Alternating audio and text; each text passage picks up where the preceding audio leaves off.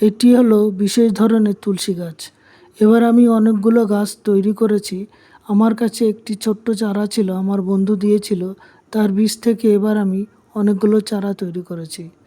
কারণ ওই গাছের পাতা খাওয়ার পরে আমার শুকনো কাশি অনেকটাই ঠিক হয়ে যায়, এবং তারপরে আমি এই গাছটিকে যত্ন নিই এবং এবছর অনেকগুলো চারা আমি তৈরি করেছি। আজ দেখাবো কিভাবে আমি এর পাতার থেকে রস তৈরি করি। এই পাতাগুলোকে আমি ভালো করে ধুয়ে নিয়েছি।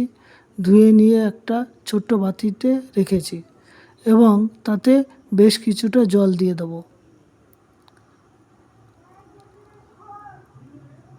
পাতাগুলো একটু ভালো করে ধুয়ে নিতে হবে।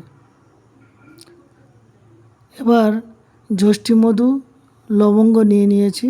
এর সঙ্গে যষ্টিমধুটাকে ডালগুলোকে কেটে ফেড়ে নেব, নিয়ে এর সঙ্গে দিয়ে দিয়েছি।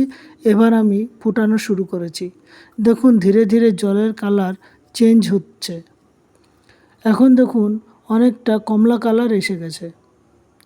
এর সঙ্গে যদি কবিরাজি বাসকটা দেওয়া যায় তাহলে খুবই ভালো হয়।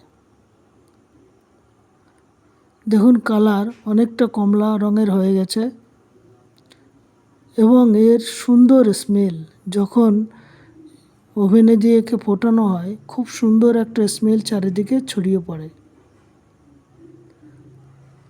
ধীরে ধীরে কালারটি ডিপ হচ্ছে। এবার আমি চায়ের কাপে এটিকে ছেঁকনি দিয়ে ছেঁকে নেব। দেখুন আমি কাচের কাপে ঢেলে নিয়েছি। কালারটা দেখুন, অসাধারণ কালার এবং খুব সুন্দর লাগছে, এবং এই চাটা খেতেও ভীষণ ভালো লাগে।